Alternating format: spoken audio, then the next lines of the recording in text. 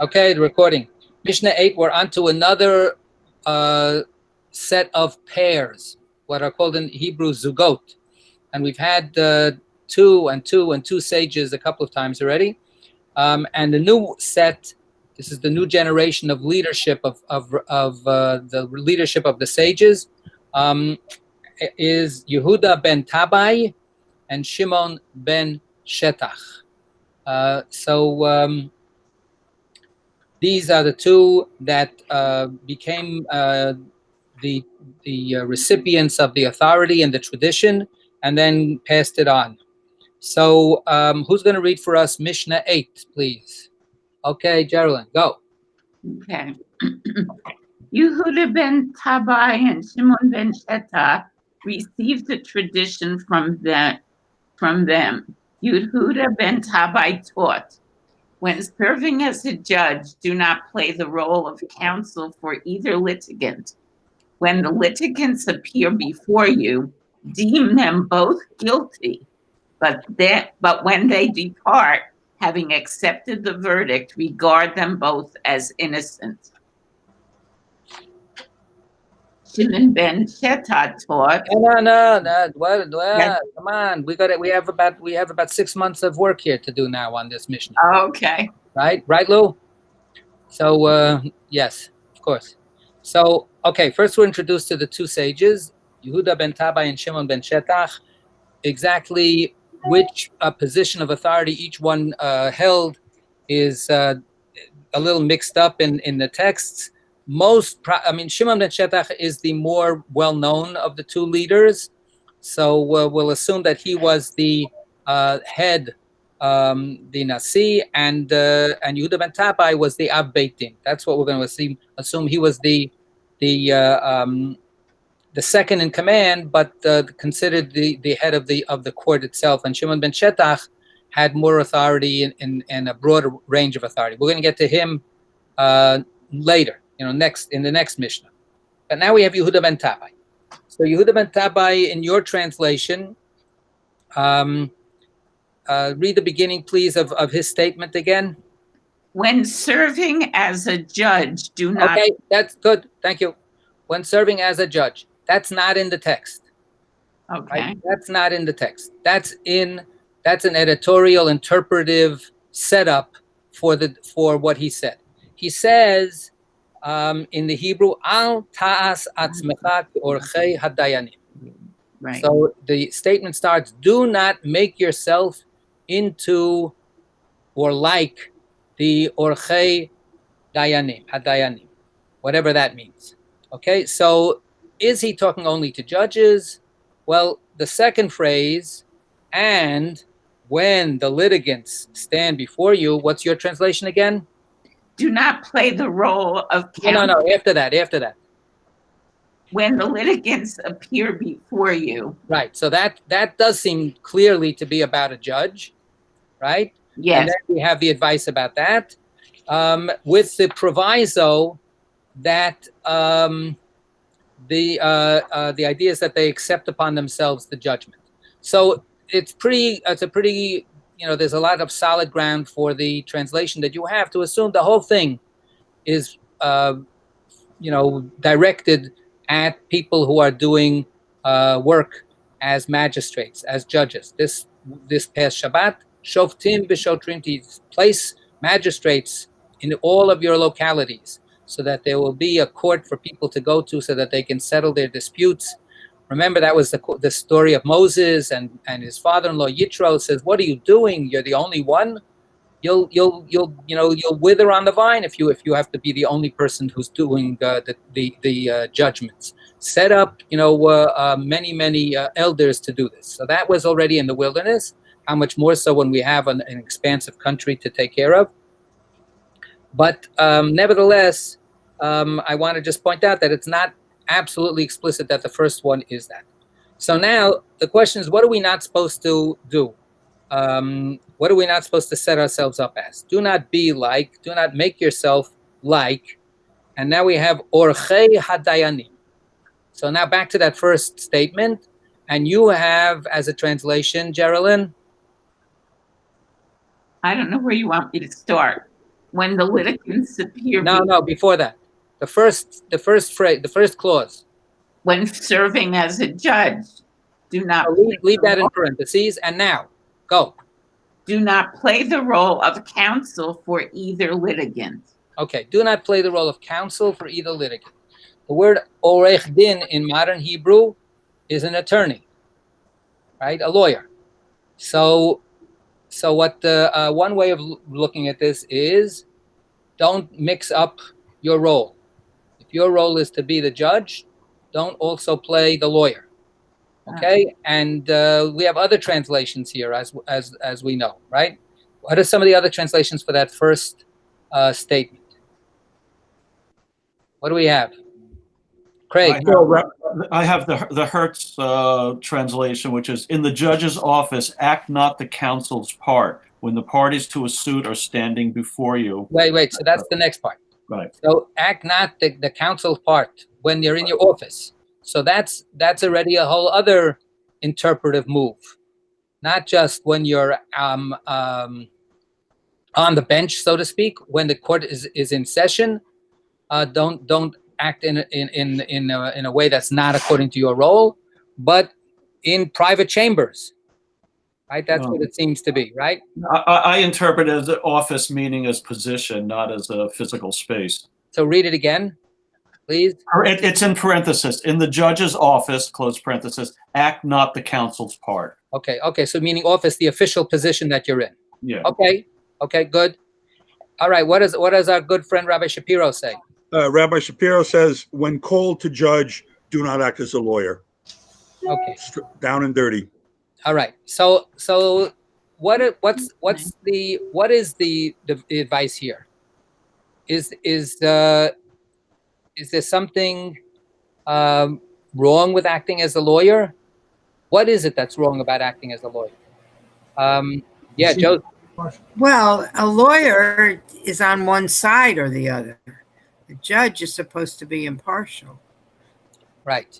Okay. And when a lawyer is on one side, what is that lawyer, if they're taking their job very seriously, what does that lawyer feel it is their duty to do? Get the client off however they can. Or So get they the may client to win, right? Yeah. Nick, what do you want to say? Well, to be an advocate or a defender. Okay, so you're taking one side, and you want to push that side as much as you can. Beryl. Well, Hyman Golden's translation says, act not like them that would influence the judges. So I guess influence would be the important word in there. Right. What makes a good lawyer or a bad lawyer is not so much whether they know every single statement in all the law books, but what kind of argument they can make, right? What kind of way that they can present the case, and we have it in for instance, when we follow in our own system, let's say the Supreme Court, and we have the judges grilling the lawyers, right, and saying, is that really what you mean? And what would you do in such a case? And why are you saying this? And it said, why should we think that X, Y, Z, right? So they're putting the lawyer in the role of making the best argument and the best case that they can, right, for their client. And a lawyer's job, if they take it seriously, is to be an advocate, right? That word advocate, to be an advocate, right? Abogado, to be an advocate for their client. Let's say your client basically is wrong, right? So does the lawyer say, hey, come on, you're wrong, forget it, give up your case? That's pretty unusual, right? What the lawyer will do is make the best case that they can, maybe throw up a little smoke screen so that the stuff that is the worst possible evidence against their client won't be seen as so terrible. So that's advocacy for the sake of a particular side, not necessarily for seeking justice. Right? What we have in our system is an adversarial concept, right? Which is, well, let the best argument win, and maybe it'll shed light on each other. But everybody works as hard as they can to make the argument. Yeah, Josie. My brother, may he rest in peace, was a defense attorney for the lowest of the low, the drug dealing crowd in Louisville, Kentucky. And I once said to him, why are you defending these people? They're ruining society. They're the scum of the earth. And he said, under our system of laws, everyone is innocent until proven guilty, and they're entitled to the best defense they can get. And he got a lot of them off as an attorney. Right. So there you go. It's a moral issue, I think. So how do we feel about that kind of trade-off? What that we want to make sure that everybody gets the best defense that they can, even when we're pretty convinced that we're defending somebody who's a complete lowlife and really a detriment to society. How do we feel about that? So, Bill. Rabbi, I served on a jury. The only time I ever served, it must be 10 years ago now, and it was a young guy. It was in Newark, of course. It was a young guy who was accused of using a gun for something or other, and the witness claimed that he left the scene with the gun and he threw it into the bushes outside of his apartment, and that would prove that he did whatever it was. Well, the prosecutor was just incompetent. When we eventually found the guy not innocent, we found him innocent in terms of the law. Every one of us on the jury was convinced that the guy was guilty. Of course he did that. He's a low-life scum. Look at his record. Look at what he's looking at. But the prosecutor did not prove it. And under our system, you can't go on what your gut feeling is. It's got to be provable. And that means that if a prosecutor does his or her job, and we all know there's all kinds of reasons why they are not going to do that or incapable of doing that, then justice in that sense will be served. And if they don't do their job, it's not the problem of either the defendant or the defense attorney. It's a problem of the prosecutor, of the state that didn't make their case. Now that's kind of an ideal situation. There's lots of things that can throw it off, but in this particular case, every one of us on the jury. And it took a little bit of persuasion to get one guy to go along with the verdict, that the guy was guilty. He did what he was said to do, but they didn't prove it. What about when the shoe is on the other foot? What about when the prosecutor is really, really terrific, and the defense lawyer isn't so great? What about then? In our system, we then have ways of reopening the trial if it can be proved that the defense was incompetent or was corrupt or drunk or whatever the case may be. Our system seems to be weighted in favor of the defendant in whatever case, following the idea that they're innocent and been proven guilty. The French system, on the other hand, which I think works much better, is weighted in favor of the prosecution. I don't know what the principle is, but that it's weighted in favor of the prosecution. And it's once the prosecution brings the case to trial in France, it's nearly impossible to be declared innocent. They wouldn't bother bringing it to trial if they didn't have overwhelming proof. So it's really two different ways of looking at the role of the defendant in relation to society. I might suggest that in this country we have that French system for anybody who's a person of color or who doesn't have enough money. So I think that presenting our justice system as so weighted in favor of the defendants is a little bit of a wishful thinking. It does not apply to too many people. I agree. So can you guys see me? No. John. Now I can see you. Huh? Now I can see you because you're talking. Oh, okay. Otherwise, I can't see everybody. I've been waving my hands for like 5 minutes. So does that good? You feel better? Yeah. I feel Is it breezy and good? So much All more. right. So John, go ahead. So I think that the big difference in our system is that it's the defender, even defending somebody is guilty protects the system as much as it advocates for their rights. You're protecting everyone from a tyranny of the state, which is, what the founders were rebelling against partly was unfair prosecutions where they had to prove their innocence.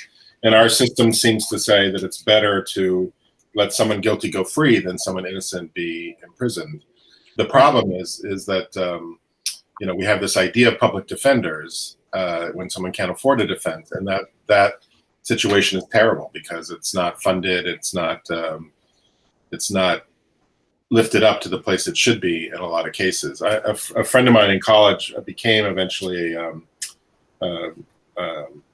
public defender and just said it was terrible. You know, he said, first of all, most of the time I am defending guilty people, but he said there's just no money and the caseload is so high, it's impossible to give them an adequate defense in a lot of cases. This was in Albuquerque, New Mexico, but I'm sure it's the same in a lot of other places. Right. No, I think that it's an important point that you raised before. That's what I was driving at when I mentioned the prosecutors, that the underlying idea is the fear of the exercise of power by the state or by those in power, that if they are not put in check, the possibility of the abuse of that power is too common a problem and is too tempting a possibility. And you put it very, very, starkly. It's better for a guilty person to go free than for an innocent person to be convicted. That's really the underlying idea that we have here, and that's a pretty strong pill to swallow, right? But it is based on the idea that otherwise nobody is safe. Right? Otherwise, nobody is safe, and the system can be used to, oppress anybody at a moment's pretext. I want to go into a slightly more, what can I say? Maybe even playing field. We don't have somebody necessarily who's a terrible criminal and somebody who's the victim. What about, let's say, when people just have, let's take, divorce. Let's take divorce. How many times have we seen two people don't get along? It's sad. Once upon a time, they really thought that they would be together and that it was a wonderful thing for them to be together. And that hope and that faith is finally wears out. And then they decide, no, we can't be together. And, it's not just in the movies that we know that when we get into the working out of a divorce, the lawyers become the driving forces in pushing the situation to dimensions that wouldn't necessarily have to be that way. And the advocacy that the lawyer is adopting on behalf of their client ends up becoming a very, very harmful kind of weapon that can really exacerbate and destroy whatever the problem is, and the relationship, however much it needs to be ended, gets poisoned to a degree that it doesn't have to be. So this idea that well, to use a current word, partisanship may not be the best way for people to deal with each other. And the judge is meant not to be partisan. Right? Let's go just for the last little piece that we have to the next statement, next part of his statement. And remember what everybody said here about our system, that in the United States, at least theoretically, you're innocent until proven guilty. What does Yehuda ben Tabai say? His second statement. Geraldine, you got it again, please? Yeah, when the litigants appear before you, deem them both guilty. Look at that. So what does that mean, right? That seems to be the exact opposite. It's turning everything on its head. Instead of innocent until proven guilty, this Yehuda ben Tabai's advice is they're both guilty. They're both guilty. Okay? Yes. John, you're waving your hand. How come you're not like waving it back and forth and like, go ahead. I think this is about be skeptical. Just look at both sides as they're all lying to me. So how do I figure out the truth here, rather than be predisposed to one side or the other? Okay, Josie. I don't think it literally means guilty. I think it just means as if they, are lying. Okay, Josie, and then Craig. I found that very startling, but I think I agree with what John is saying. I thought that was a very strange statement. We used to do that with our kids. I mean, they would come running to us. We would assume they're both lying, right? And then say, now try to figure out the truth. But you can't. That was a good. By the way, Jennifer, I think you're frozen. Go ahead, Craig. Yeah, the Hertz translation, I think, to me, goes closer to the Hebrew, because it says "V'enecha kirshaim," and he says, "Let them both be regarded by you as wicked." So I think that puts a different nuance. Not so much that they're both guilty, but they both have nefarious, motives, and that's what you have to sort through. So this is where we have to understand the different range of meanings that the full range of meanings that words can have. So a rasha, we've had it before. Al titchabeim rasha. Don't cozy up with a wicked person, right? The wicked son, so to speak, right? All of that's a rasha is a bad person, right? Haman harasha, Haman the wicked person. So rasha can mean wicked, but in legal parlance, it means the guilty one. V'hirshu et harasha, v'hitzdiku et hatzadik. Let the court do what it needs to convict those that need to be convicted and to exonerate those that need to be exonerated. So it doesn't mean that the tzaddik is a person like Noah or like Abraham, who's a righteous person his whole life. It means in this particular case, they win. And in this particular case, the person who loses is convicted and is therefore the rasha. So I think actually Hertz's translation here is misleading. I think that you're right to read it that way, but I think that he's leading you down the wrong path, because it's not a moral judgment. We have no obligation here. If I borrow money from you and I don't pay it back and you take me to court, so I have to pay you back the money. And if he can prove that I can, if the plaintiff can prove that I borrowed the money and didn't pay it back, I have to pay back the money, even though I happen to be a perfectly righteous person in all other respects, and the person who lent me the money is a mafioso. So it's not about moral judgment. I think that Hertz's translation here is a little unfortunate. It is about the fact. I think that what we said it before, John. You have to look at each one as if, that maybe I'm not so convinced, I'm not so sure about this.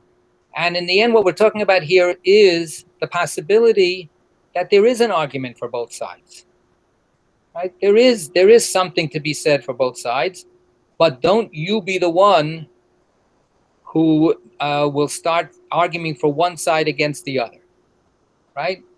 You need to be, probative. You need to be judicious, from that word, to be a judge. You need to be cautious, right? And you need to, look at each person with a little bit of suspicion and skepticism, and not take what each one says as the be all and end all. Because if one of them is right, then the other one is all wrong. No, they're each one of them is seeing something, but not everything. Let's in the last couple of minutes, maybe we'll. Can I make a comment? No, sorry, you're out of order. Okay. Okay, go ahead. Yes, Rita. So, I think that one of the things here is acknowledging really that it's very difficult to be impartial. And it does seem, it seems strange to say, okay, start from a place where you're looking at them both sort of in a negative light, or, I like the notion of skepticism. It's how do you achieve partiality?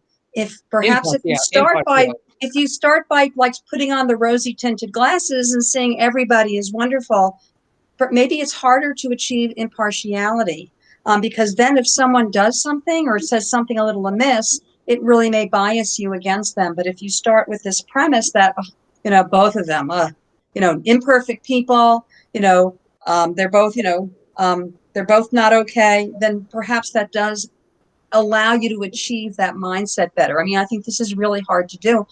Judges, although they have lots of training, I'm sure it's not easy for them either to really be impartial. Right. We had a little discussion at the Torah study on Thursday, looking into forward to the Torah reading that we read yesterday, which is about judges, and the beginning of that is about, and Sarita was part of that discussion, so you know, v'shaftu et ha'am mishpat tzedek. The judge is charged with the role of doing justice righteously, right? So it doesn't just mean mishpat in and of itself should be a fair judgment. That's what the word mishpat assumes, that judges are fair. But it's not so easy. So you have to struggle to do mishpat tzedek.